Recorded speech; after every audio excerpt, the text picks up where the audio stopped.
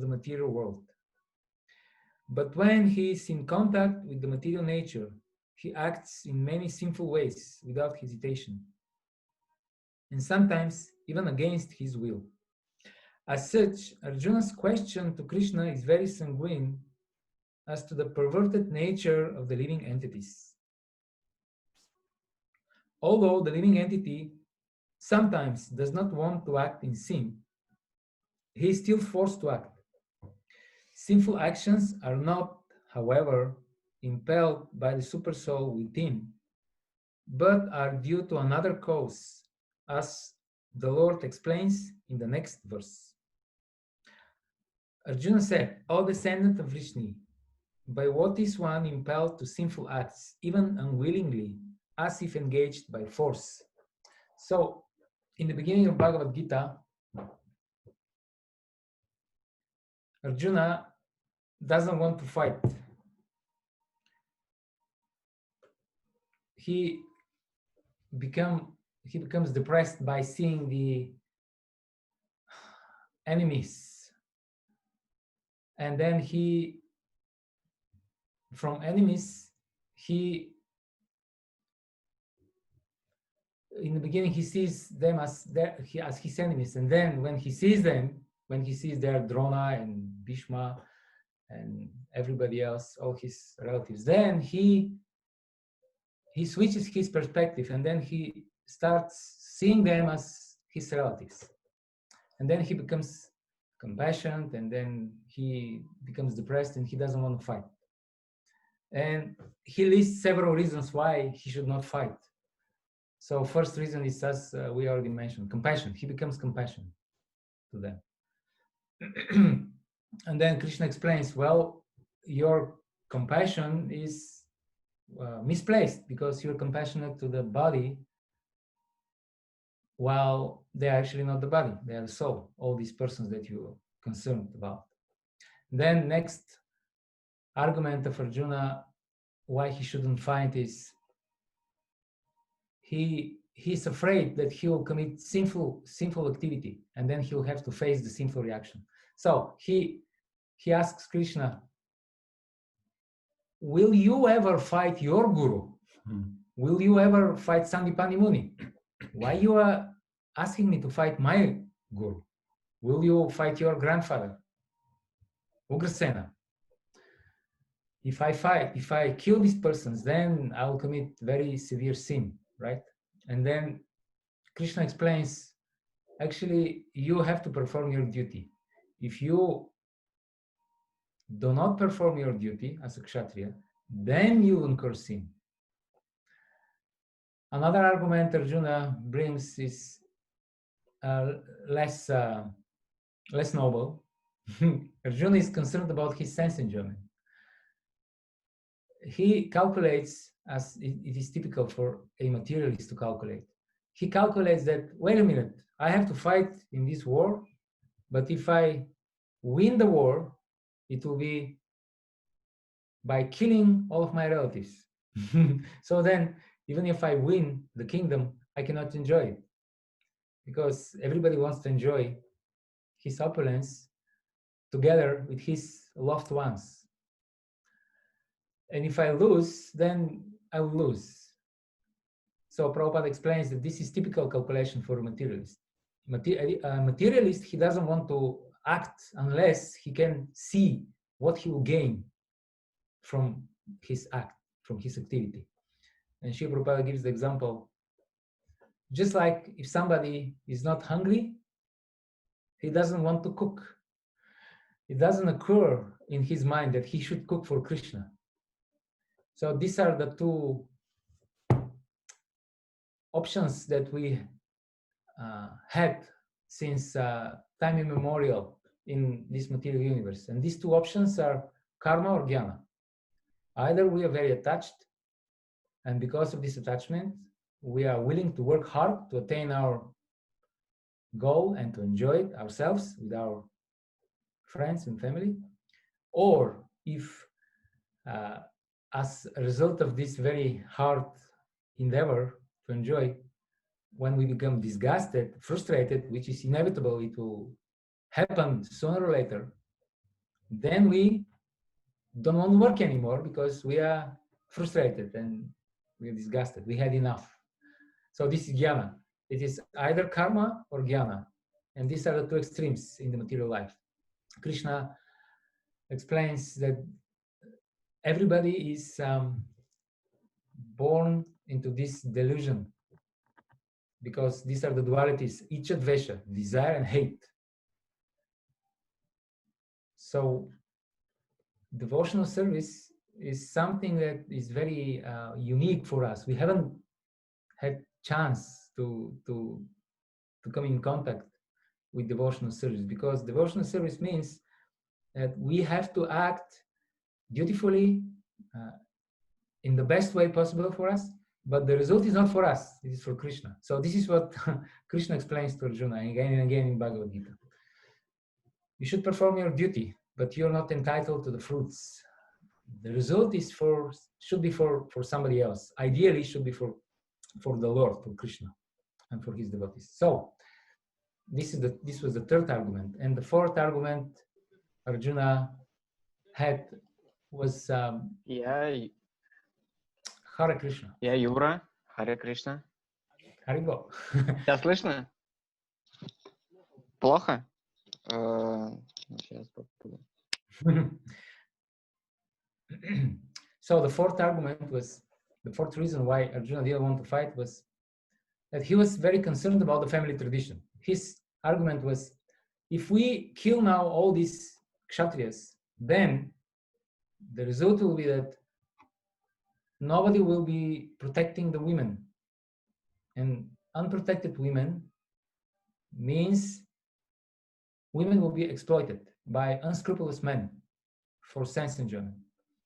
And as a result of this exploitation, there will be Varna Shankara, there will be unwanted population.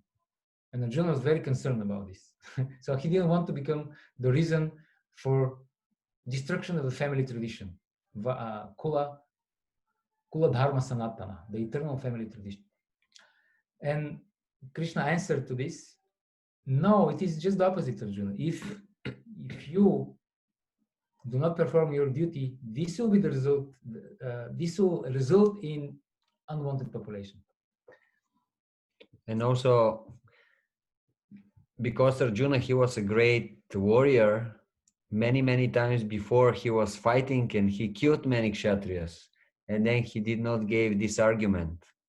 At that time, he was not saying, oh, if I kill all these kshatriyas, then their wives won't be protected.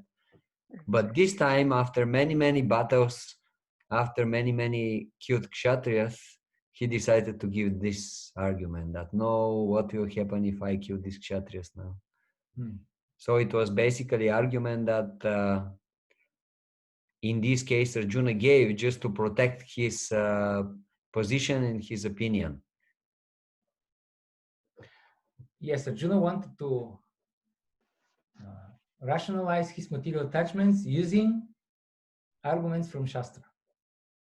So then, as a result of all these reasons, all these objections, Arjuna was undecisive and he didn't know what to do. He admitted, I don't know which is better, to kill them or to be killed by them. And then he decided that he cannot fight. And then in the beginning of the second chapter, when Arjuna realized that although he came up with so many noble and exalted considerations, still he could not drive away this despair that was drying out his senses. Then he surrendered to Krishna as a disciple and begged for guidance. Then, in order to remove Arjuna's illusion, Krishna imparted to him the knowledge about the soul. The soul is eternal. Krishna told Arjuna, you should not be so worried about your relatives and friends because nobody will die. Nobody ever dies. But then, seeing that Arjuna's anxiety was not relieved, then Krishna gave him the process by which this knowledge can be realized. And this process is called Naishkarmya, which means detached work. That means that we have to perform our duties to the best of our capacity, with knowledge and detachment, for Krishna. To please Krishna, not for ourselves. Maybe we have to repeat this one more time. Yes. So nishkarma means to perform your duty with knowledge, with detachment, because if you have proper knowledge that you are not the cause for the fruit of your activity, then you act with detachment. You don't want the results for yourself, and you act to please Krishna. So this is called Naishkarmya, or this is another way to say Bhakti Yoga on the language of the Upanishads and Vedas. Yes. So then, in the beginning of third chapter, Arjuna asked a question that is very, very important, and a question that he will ask again and again in Bhagavad Gita. And this question basically is, if you, Krishna, if you think that knowledge is better than fruitive activities, then why you are urging me to take part in this ghastly warfare? If you think that I should be established in knowledge, then why you ask me to act? And then Srila Prabhupada explains that Arjuna asked this question because he doesn't understand that karma yoga and jnana yoga are not two incompatible processes that lead to different, even opposite goals. He doesn't understand that they are actually two stages of the same path that leads to Krishna, actually, to surrender to Krishna.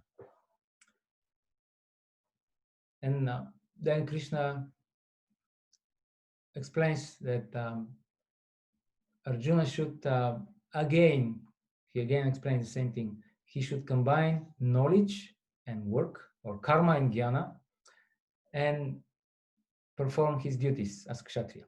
So we should think deeply what is happening in this third chapter, because here we have Krishna, the Supreme Lord, who is asking his devotee Arjuna to perform devotional service, and his devotee Arjuna, he answers, why are you engaging me in this ghastly devotional service? This is just like, imagine the temple commander is talking to one of the brahmacharis in the temple, some bhakta, and he tells him, go and clean the toilets in the temple. And then the brahmachari replies, why are you engaging me in this disgusting devotional service? I don't want to do this. This is terrible. So we should remember that we're on the battlefield, and Krishna wanted to clean up the planet Earth from the overweight of all these demonic soldiers. So Arjuna was actually the cleaner. He was he was asked to do this devotional service. Like Krishna wanted to have a war, and he needed warriors. Now Mahaprabhu, he wants to have preachers. He doesn't need warriors, soldiers in this capacity, as Krishna needed 5,000 years ago. So now the situation is a little different, but the principle is the same. So Arjuna didn't want to do this devotional service. And then Krishna had to convince him.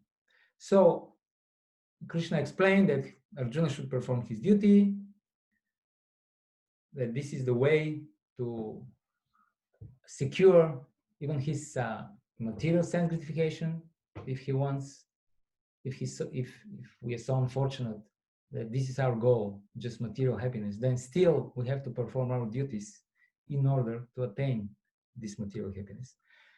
And then Krishna explained that even great personalities who are very advanced, even they perform their duties in order to set a good example.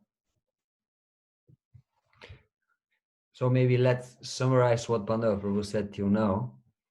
Basically, Krishna was trying to explain to Arjuna that the best course of action in this world is to perform your duty with knowledge and with detachment for Krishna. And then Arjuna, he was confused. He said, Krishna, the way how you are explaining the things, actually you are, I'm confused from your explanations. Why? Yeah, you are confusing me. Why you are confusing me? Because one time you are telling me to act, and the next way you are telling me to be in knowledge. And I understand that to be in knowledge means not to act, and just to go to the forest and be in knowledge, meditate, and so on and so on. But then you are telling me act. So now I'm confused what I have to do. Shall I act? Shall I fight? Or shall I go to the forest and just be in knowledge? These two things in my head, yes, in my mind, they are incompatible.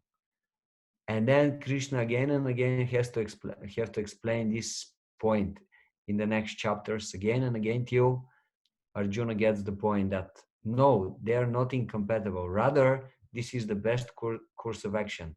To work, but with proper knowledge. And proper knowledge means to work ready to give the result for the pleasure of Krishna. So this is, we can say, like the basic point of the first 6 chapters of Bhagavad Gita. We should try to learn the art of action. The art of action is to work, but without attachment to the result, and to be ready to give the result for Krishna. This is the essence. And why we should work? Because basically we don't have choice. Inactivity is not a choice, because Krishna explains in Gita, Nahi kaschit kshanamapi jato tishtati akarma krit karatihi avasa karma sarva prakriti jarguna. Everybody is forced to act.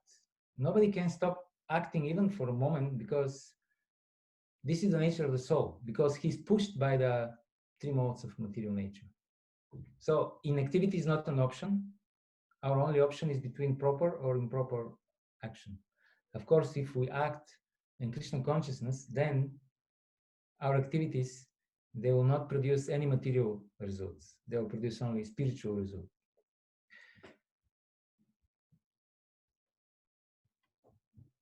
So then, gradually we are reaching this point, verse 36, because Krishna urges Arjuna to perform his duty, and he explains why he should perform his duty, because this is very beneficial. This is the goal of human life, and we know our ultimate duty is to please the Lord.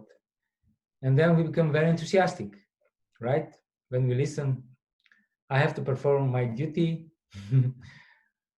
Then we give a vow, we become very determined. From tomorrow, I'll perform my duty very rigidly.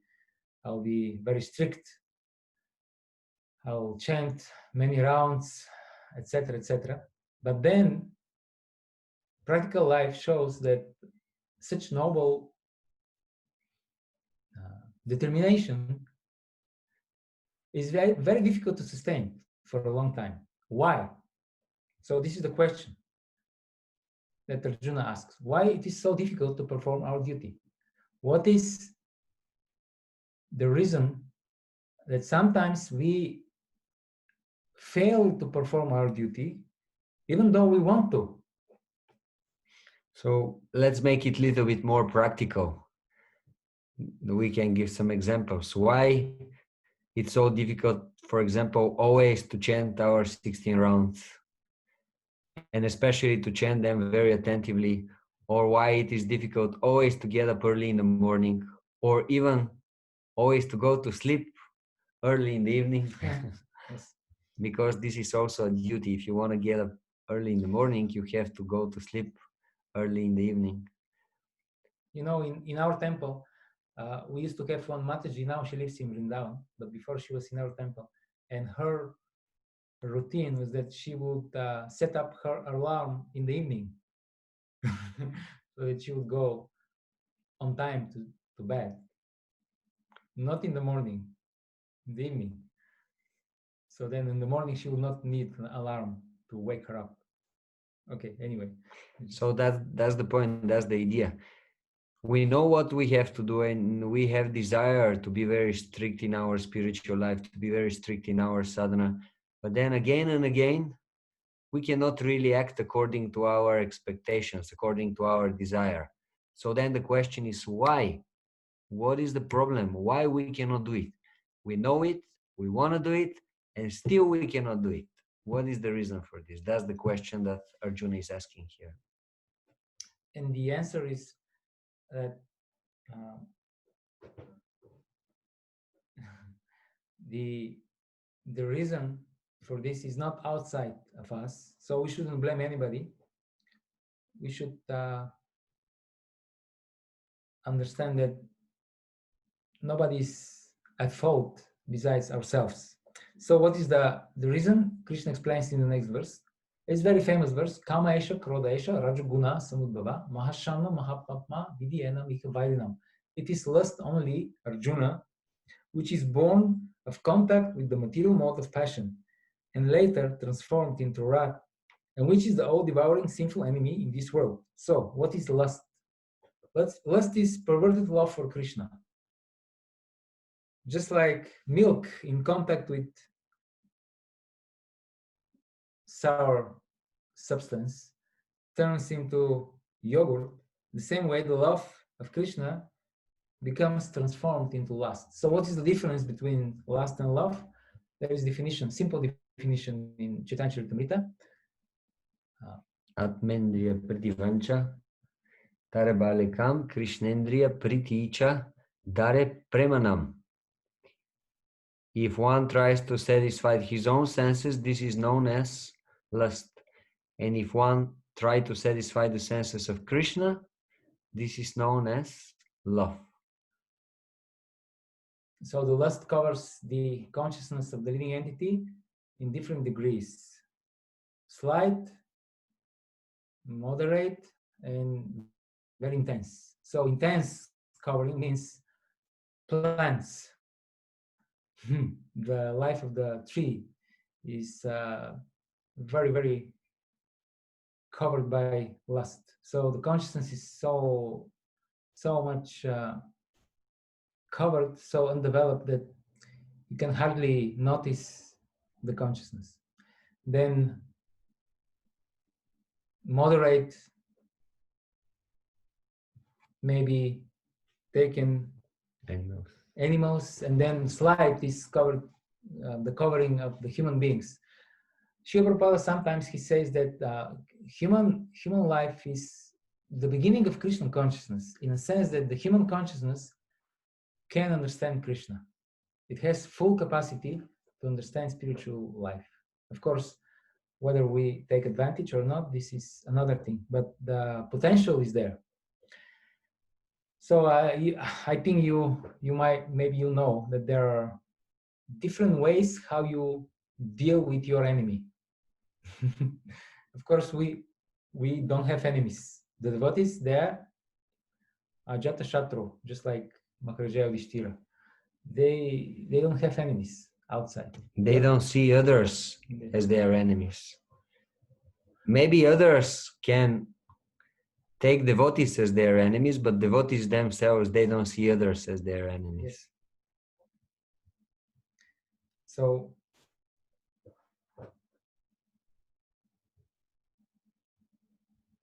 So there are 4 ways how we deal with the enemy, which is lust. This is the arch enemy, the eternal enemy of the soul.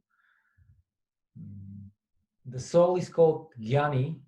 A little later in Bhagavad Gita, Krishna uses this term to describe the self, the soul. Jnani means the knower. And the lust is covering the knowledge of the natural knowledge, the innate, inherent knowledge of the soul, of the Jnani. So therefore, lust is enemy. This is our real enemy. So the Shastra explains that there are 4 kinds of 4 ways how to destroy the enemy. And the first one is by sweet words. So you go to the enemy and you explain. This is part of the diplomatic action between kings. Yeah, right. So you explain that, my dear sir, why you're causing disturbance? Please be nice. Let's, I'm not your enemy. of course I am, but I just post like, and this is called conciliation. Then if this is not possible, if this doesn't work, then the next step is you offer this person a you basically try to bribe him. Presents. Or give him a good position to work for you.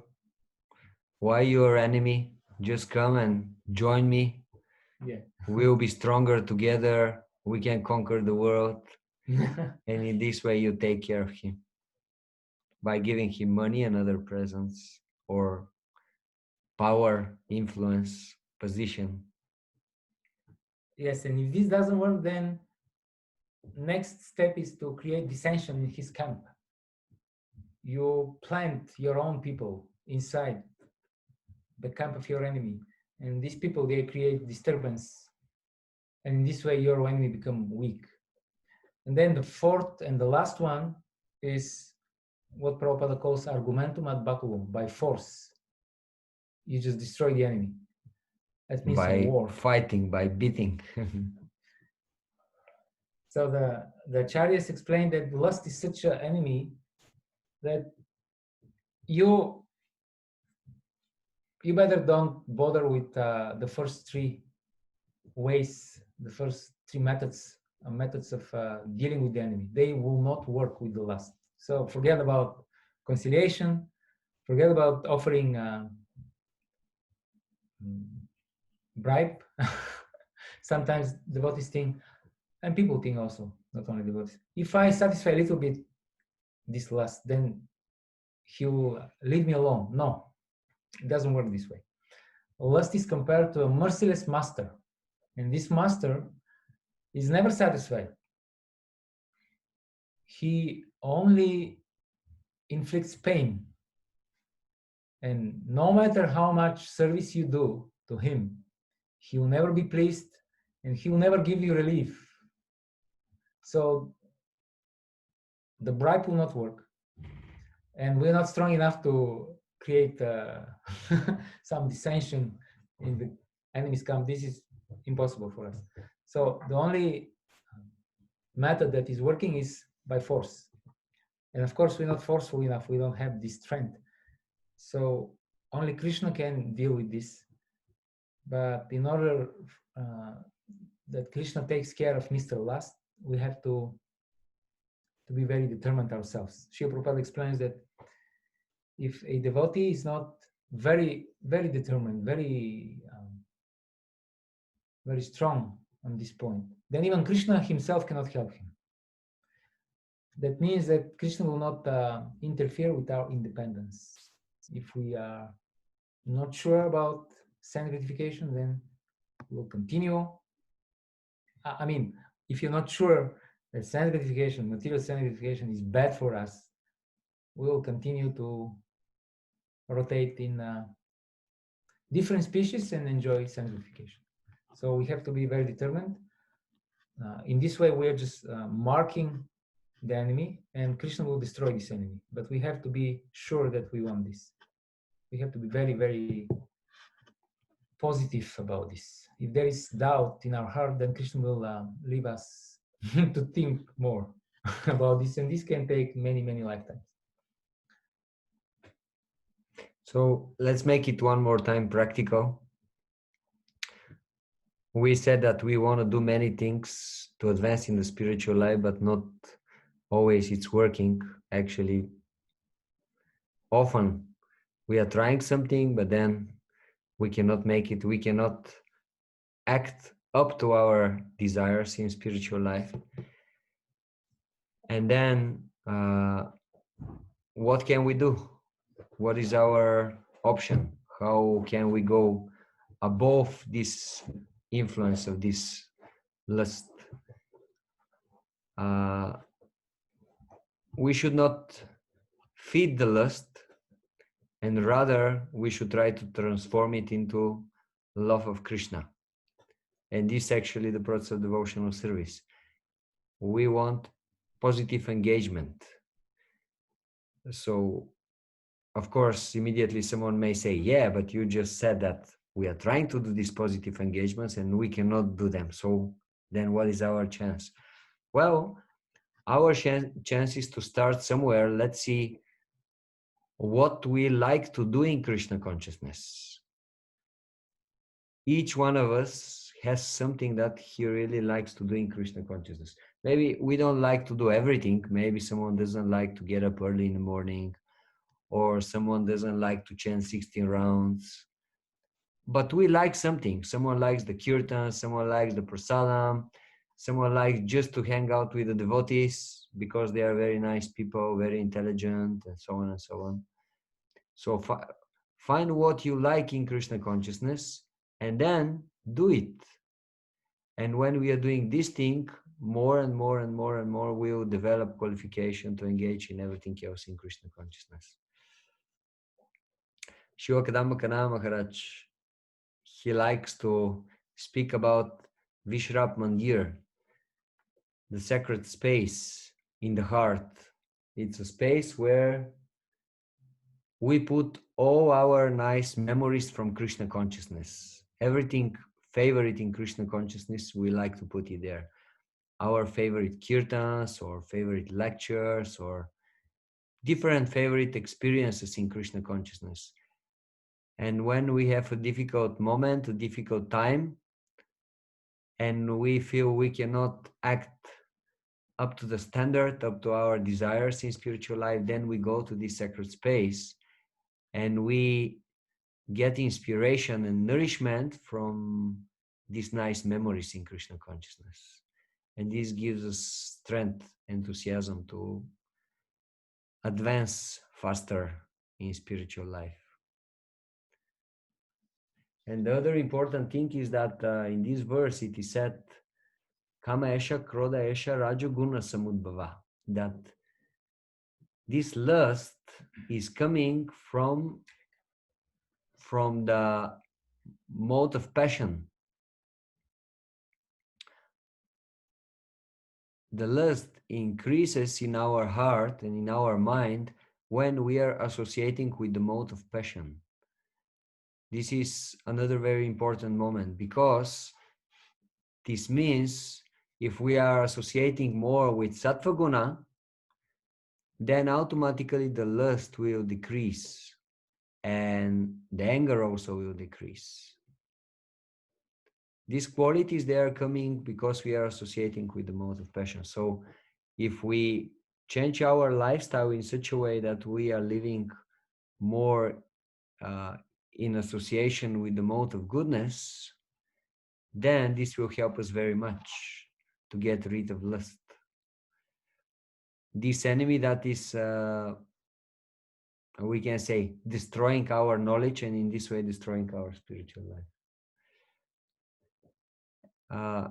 It's very important to associate with Sattva-Guna.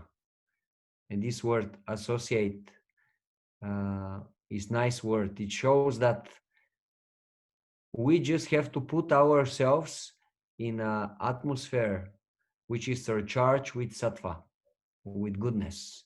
And in this way, we are automatically getting from this goodness. We are getting advantage, getting association with the mode of goodness. It's not that with our strong endeavors, we are establishing ourselves in goodness. No, we just have to put ourselves in such an atmosphere,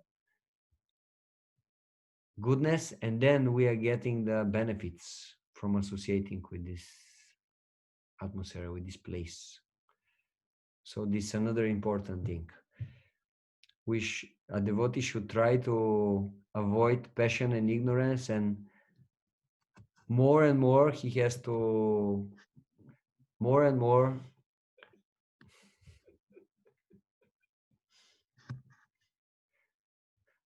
he has to associate with the mode of goodness.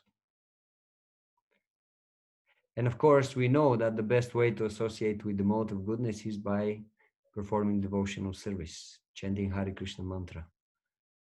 when we are associating with the pure goodness, automatically goodness is included inside, in pure goodness.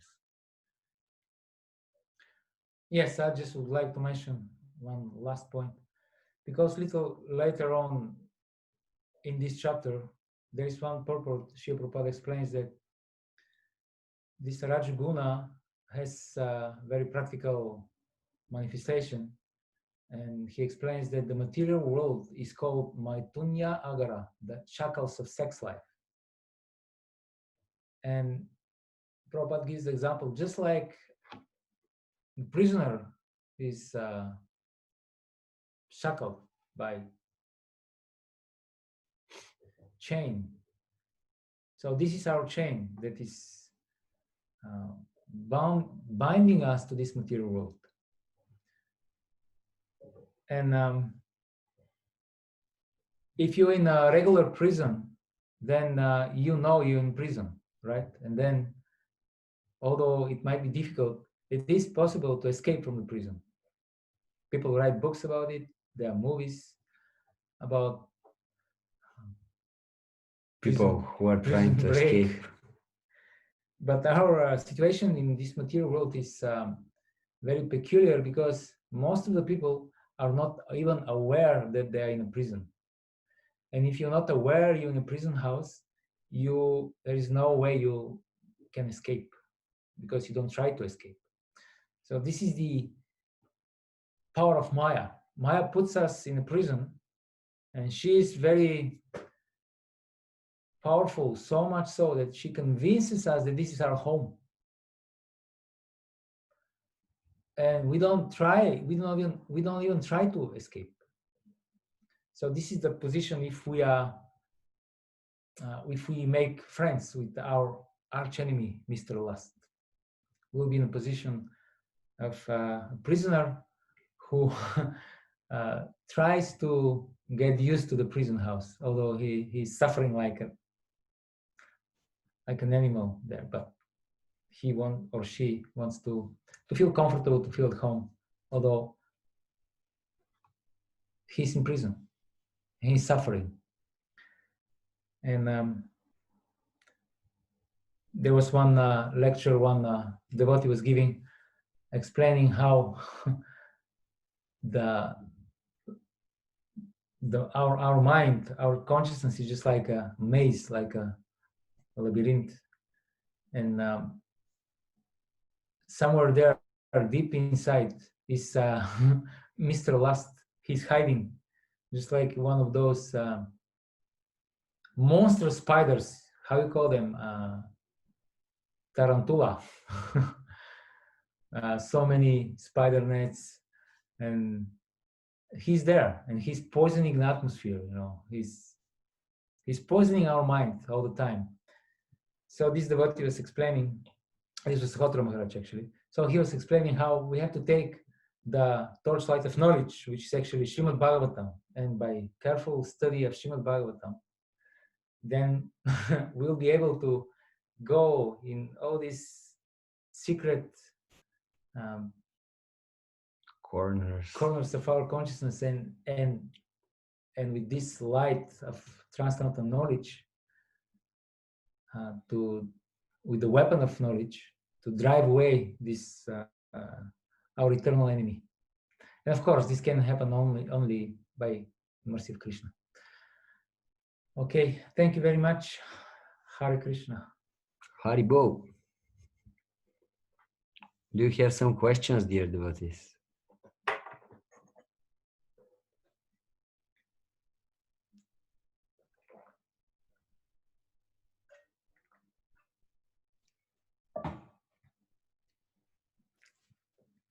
I think the microphone is still not working. Oh. Now we are hearing. Yeah, but me, but I'm home with Philo, so. Philo is there? So maybe Philo has a question. I have a question. So. Yes, Mataji. Okay.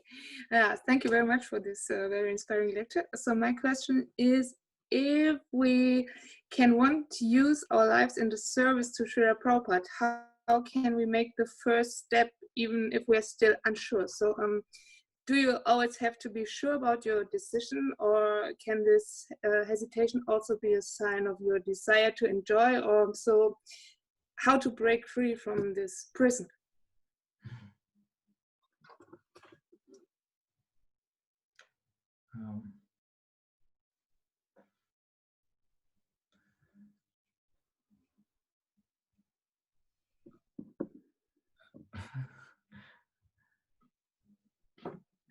Yes, if we are not sure whether we want to completely dedicate ourselves to Srila Prabhupada's mission, this is, there's no problem with this. If we want to advance, Krishna will give us opportunity. But we should know that this is a sign of that we are still attached to our material desires. Therefore, we are not so determined. Srila Prabhupada explains that Maya always creates doubts. This is her job, to create doubts in the mind of the devotee. And the doubts are compared to demons. Many times in Bhagavad Gita, when Arjuna asked Krishna different questions, in the purports, Srila Prabhupada and the Acharyas, they explain that the meaning of the question is that I have this doubt, and this doubt is like a demon. So please, Krishna, only you can remove this doubt, only you can kill this demon in my mind. So this is the duty of the disciple, because the doubts are just like dirty black spots on the heart. So the disciple should, first of all, he or she, they should be aware of them, and then the disciple should show this to his guru or to other senior devotees and ask him, please kindly polish this spot because it is creating disturbance in my spiritual life. And then the duty of the guru is to clear up the doubts of the disciple. And my own experience is that sometimes if you're in the presence of very powerful spiritually advanced persons, then it is not even required to specifically address the doubt. You don't even have to explain your doubt. Just by being in contact with these people and by rendering service to them, then the doubt disappears. And so the answer is just we have to serve the advanced devotees, those who are very determined, those who are doubtless, akuto bhayam, the persons who are free of fear and doubt. And by serving them, we will gradually acquire their qualities. Serving them and asking intelligent questions. That's what I think is the best way. Thank you very much. Haribo.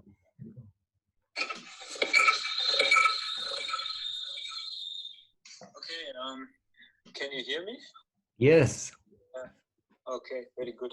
So we have a question also here in the temple. Yeah, I'm just speaking on the phone again because somehow the microphone of the computer doesn't work. So I will hand the phone to Dr. Martin, who wants to ask the question. Hare Krishna. Haribo. Thank you for the explanation last. And also, like very famous verse of Chaitanya is that we should try to be as humble and tolerant as a tree and as strong as a tree.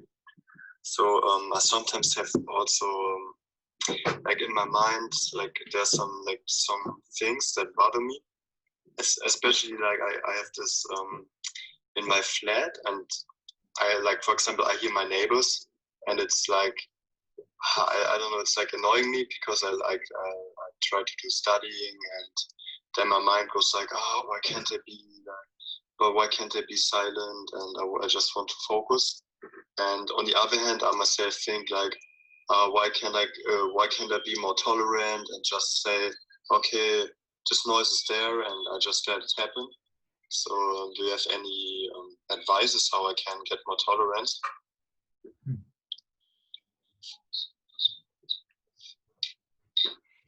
Well, maybe the first practical thing is you can go and ask the neighbors to be a little bit more quiet. Let's see if it will work. And if it doesn't work, then yes, the only option is to work on your tolerance. Well, one way, like for me, for example, one thing that helps me to become more tolerant is when I read for tolerant personalities. This really makes you feel that, okay, my tolerance is really zero. I have to work on it. I have to improve it. One classical example for tolerance that is given in our philosophy is Haridas Thakur. Because Haridas Thakur, the Muslim governor at that time, asked Haridas Thakur to stop his spiritual practice. And he in a very humble way, he said, I understand your request, but I cannot do it. I will never give up my spiritual practice, the chanting of the holy names. So then the Muslim governor asked his bodyguards, to beat Haridas Thakur on 22 different marketplaces. And although they were beating him on a market after market, he was not dying. And then they were, of course, very much surprised from this. And he was just tolerating. He was chanting the holy name of Krishna.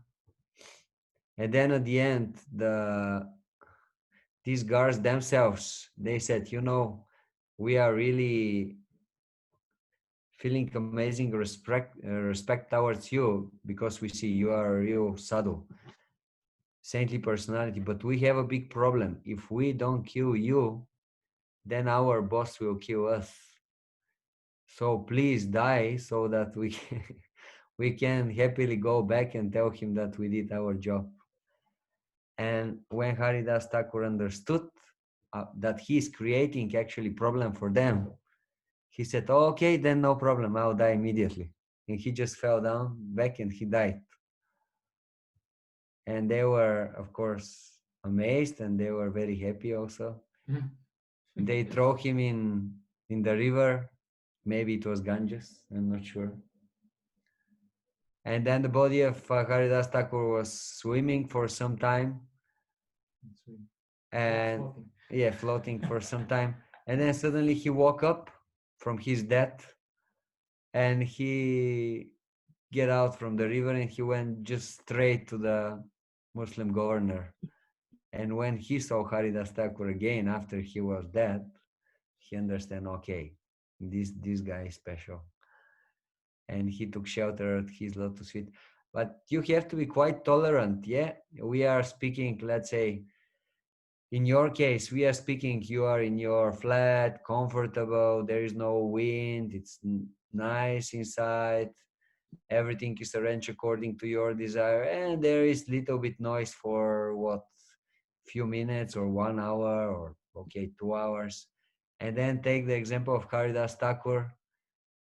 They are carrying him from one marketplace to the other, and they're beating him on each one. And he's not saying even a word, just chanting the holy name of Krishna. So sometimes when you read for such kind of personalities, then you're saying, wow, okay, if I cannot tolerate this, then I mean, what kind of devotee I am? At least that much I have to be able to tolerate. There was one time Shri Prabhupada was on the plane, and back in the day, they were still smoking in airplanes. So they were sitting with Shri Prabhupada, with his disciples. They were sitting on seats where there was the smoking was forbidden, was not allowed. But still there was one person who was smoking. And then one of the servants of Prabhupada became very annoyed And then he started complaining. Then Prabhupada told him, why you stop complaining? What are you doing? If you cannot tolerate little bit inconvenience, then what is the difference between you and them? Anyway, if like Tulsi Prabhu said, if you want to read, you can read about Haridas Thakur. You can read also in 11th canto. There is the story of the Avanti Brahmana, who was also he was people were nasty with him for a long time, and he chanted this famous song. The first verse of this song is saying, Nayam jano me sukha dukkha hetur na devatatma graha karma kalaha manapara karanam param karanam amananti samsara chakram parivartayat. He says that these persons, there were people who are torturing him basically. But they were really torturing him, like they were doing nasty things. Yes, very nasty. And then he said, these persons are not the cause of my happiness and distress. Neither are the planets, neither is my karma, neither is the time, nor the demigods. Only the mind is causing me happiness or distress. The mind is always, Shri Prabhupada says that the mind always makes plans how to stay in the material world. So you can read about these things in Bhagavatam, and if it helps, you can even read some karmic books on the topic. Like I was reading last year a little bit from one book of Alexander Solzhenitsyn. It's called Archipelago Gulag. So you can read about these Russian concentration camps. What was the situation there? And then you will feel very relieved that you actually in pretty good situation. And of course, the best way to tolerate some situation is when we feel we cannot tolerate anymore, we just have to get our beats, our japa, and just start chanting. And chant one round, second round, third round, fourth round. And after a few rounds of those, most probably we'll become more peaceful and more tolerant. Because this is how the chanting of Hare Krishna is working. It puts our consciousness on a higher level. And once our consciousness is elevated, we stop seeing the situation in the same way as before. And we become more tolerant, we become more patient. It is said, we cannot find a material solution for our material problems. Or if we try to find material solution for our material problems, the material solution will be bigger problem than our previous material problem. So the only way to find solution of our material problems is spiritual solution, or to elevate our consciousness. Once we elevate our consciousness, we will start perceive the problematic situation in a different way. And then maybe actually we will understand that actually it's not at all problematic. And we don't have to deal with the situation at all. Just wait a little bit and then the situation will be over and you just continue with your happy spiritual life. Yeah, is there some more question from the other participants online? In the chat there is one. Oh, in the chat. Okay. Let me have a look at the chat. Can you read the chat yourself? Shall I read it? I can read it. Hare Krishna. Can we reach pure sattva in material life? What is the real difference of sattva to pure sattva?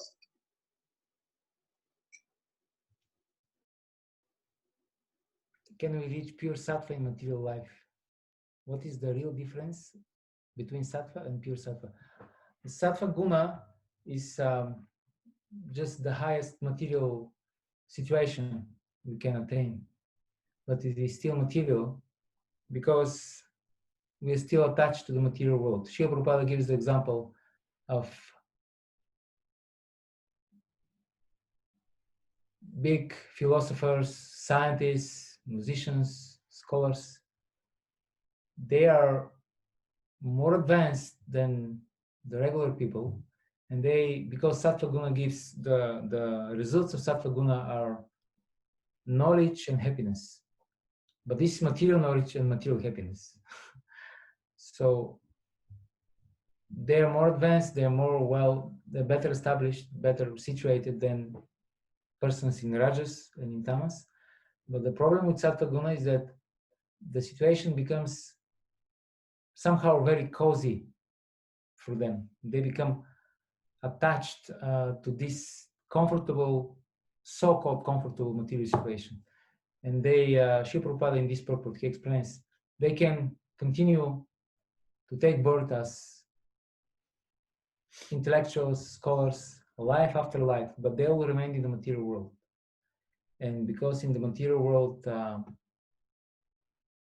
every endeavor is covered by mistakes, sooner or later, they will have to degrade to Rajaguna and then to Tamaguna. And pure Sattva, the original Sattva-Guna, is the situation of love of God, where there is no any more material considerations, there is no any more desire to remain separate, independent from the Lord, even in this sattvic way. The material sattva is compared to a first-class prisoner. You know, sometimes in these mafia persons, when they get into the prison, they enjoy good life, sometimes even better life than some regular people that live outside of the prison, but they're still in the prison. So this is the difference. Sattva-Guna means you're still bound to the material world, and Shuddha Sattva means you're in the spiritual world with Krishna. And can we reach pure Sattva in material life? These two things are they are opposite. They are incompatible. Material life means material life.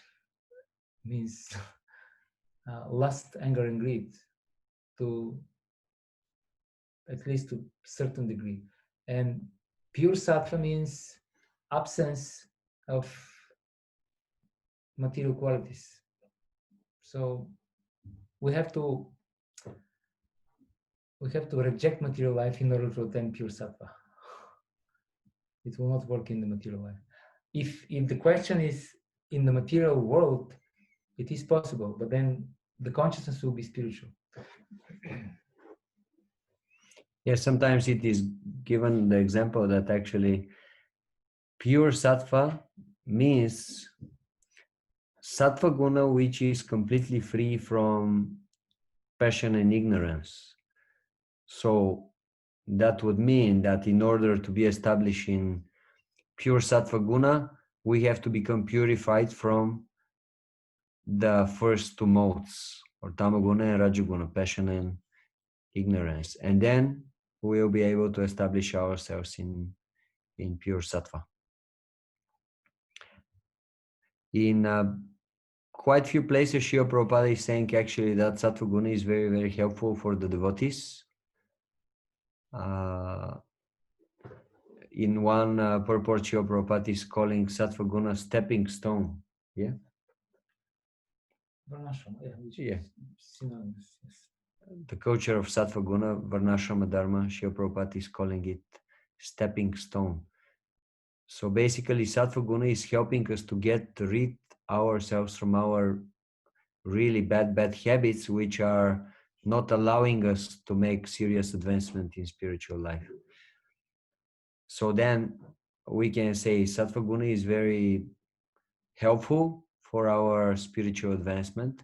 But then again, we have to make a strong point that especially nowadays in Kali Yuga, in our Western civilization, we cannot establish ourselves in Sattva-Guna just like that. We need the help of the Krishna conscious process. Without devotional service, without chanting Hare Krishna, we cannot establish ourselves in Sattva-Guna, practically speaking. And we have many examples with many devotees who, before Krishna consciousness, try to have a sattvic lifestyle. They try to give up bad sinful activities, bad sinful habits, and they really tried their best, and they were not successful. And then just by coming in the process of Krishna consciousness for, let's say, a month or 2 or 3, immediately they start following the 4 regulative principles, chanting 16 rounds, getting up early in the morning. So this proves that actually we can achieve sattvic lifestyle in our situation in Kali Yuga only by the strength of the devotional service to Krishna. We cannot do it separate from this.